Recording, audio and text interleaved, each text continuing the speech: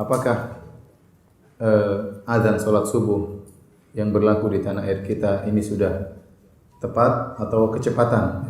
Tentunya kita terkadang ada yang mengatakan azan yang subuh yang kita dengar sekarang kecepatan 15 menit, ada yang mengatakan kecepatan 20 menit. Adapun waktu azan salat duhur, asar, maghrib dan isya tidak ada perselisihan. Setahu saya tidak diperebutkan di sini ya. Tetapi masalah azan salat subuh memang ada perselisihan. Dan ternyata perselisihan ini bukan cuma ada di tanah air.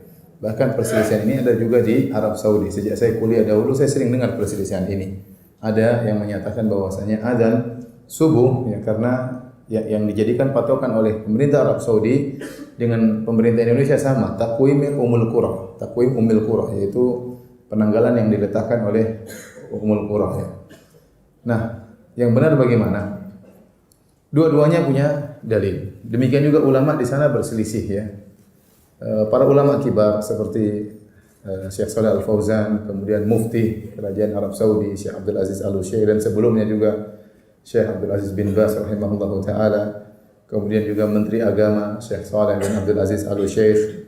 Demikian juga banyak ulama mengatakan bahwasanya waktu yang ada sekarang ini sudah tepat. Bukan kecepatan tapi sudah tepat. Sebagian ulama yang saya tahu seperti Syekh Sa'ad Al-Fathlan ya menyatakan bahwasanya waktu yang ada sekarang azannya itu kecepatan 15 menit atau lebih daripada itu ya. Terus yang benar yang mana? Yang benar ya kalau mau tahu benar tentunya kita harus praktek mana yang lebih benar dan dua-dua sumbernya terpercaya ya. Tetapi kalau antum tanya kepada saya lebih condong kepada pendapat ulama kibar Shalih Fauzan kemudian Syekh bin Baz ya. Tentunya mereka tatkala membenarkan takwim Ummul Qura mereka tidak sembarang. Mereka tentu punya tim untuk mengecek fajar muncul kapan. Takwim Ummul Qura yang sekarang dipakai di tanah air dan juga di Arab Saudi menyatakan bahwasanya jika matahari letaknya minus 20 derajat sebelum terbit ya maka sudah nampak fajar shadiq ya. Dan ini yang diperdebatkan oleh sebagian orang, sebagian astronom kata mereka minus 20 belum kelihatan fajar shadiq ya. Harus ditambah lagi entah minus 17 ya, semakin mendekat ke arah cakrawala minus 20, minus 19, minus 18 semakin dekat cakrawala matahari semakin apa? Cahaya semakin kelihatan. Paham? Nah, apakah minus 20 derajat di bawah cakrawala sudah kelihatan fajar? Ini diperselisihkan. Pemerintah Indonesia dan juga pemerintah Arab Saudi mengambil hal ini bahwasanya minus 20 sudah kelihatan apa? Fajar. Sebab Allah mengatakan tidak harus dinaikkan. Entah minus 17. Setiap derajat itu 4 menit. Berarti kalau minus 15 berarti kecepatan 20 menit. Kalau minus 16 berarti kecepatan 16 menit ya. Mereka yang mengatakan sekarang pun kecepatan, mereka pun berselisih. Kecepatan berapa menit ya. Hadirin hadirat yang dirahmati Allah Subhanahu wa taala.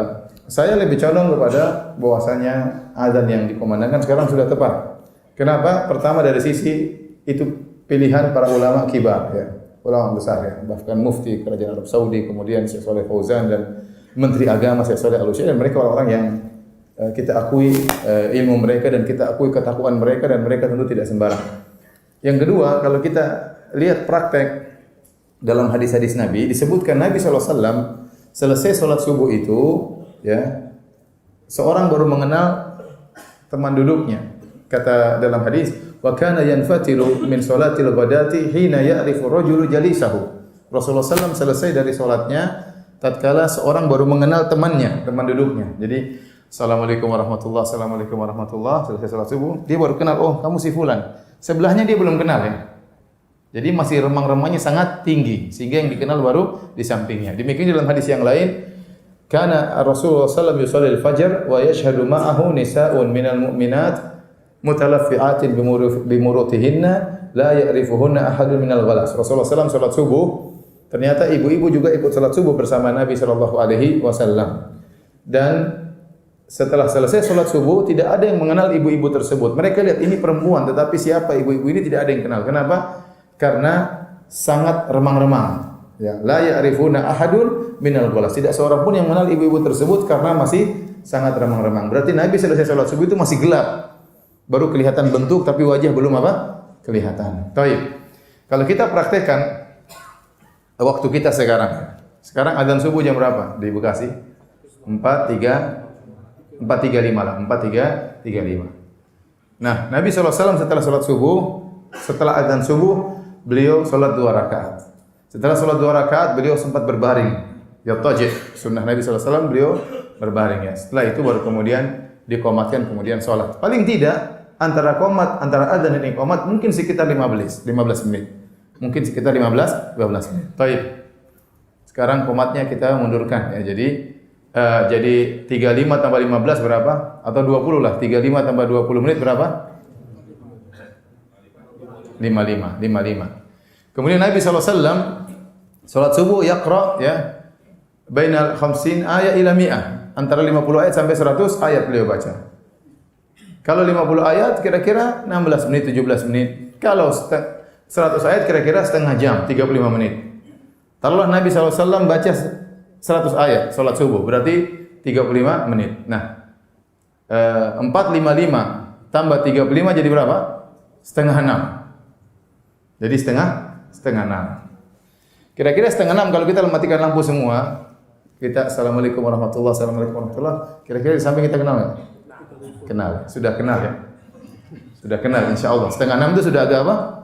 Agak terang. Taruh lampu mati semua, insyaallah kita sudah kenal sebelah kita ya. Ini versi azan yang berlaku sekarang. Sekarang kalau kita coba kita pakai versi azan yang katanya kecepatan. Berarti azannya kita tunda 20 menit. Kata mereka sampai 20 menit ya. Baik, harusnya azan 4.35 jadi 4 berapa? 4.55. Baik, azan. Setelah itu tunggu qomat 15 menit. 55 tambah 15 berapa? 5 lewat 10 atau 5 lewat 15 menit. Kemudian sholat setengah jam jadi berapa? 6 kurang seperempat. 6 seperempat kira-kira yang dikenal di samping apa seluruh masjid dikenal? Seluruh masjid mungkin dikenal ya. Jadi maka kita mengambil jalan tengah, ini disampaikan di sebagian ulama. Karena kita sendiri tidak pernah praktek melihat fajar, ya, maka untuk masalah bersahur kita ihtiyat, kita berhati-hati. Begitu azan dikumandangkan kita berhenti. Kita berhenti. Jangan kita nekat untuk makan dan minum lagi. Karena bisa jadi ya memang azan yang sekarang sudah tepat. Dan kalau kita sudah tahu sudah azan, kita nekat makan dan minum berarti puasa kita batal. Tetapi untuk sholat maka kita tunda qomatnya 15 menit. Untuk hati-hati. Ya, sehingga tatkala kita qomatnya ditunda 15 menit atau 20 menit, maka dua pendapat sudah menyatakan salat subuhnya sah. Tetapi kalau qomatnya baru 5 menit, pendapat kedua mengatakan salat subuh enggak sah.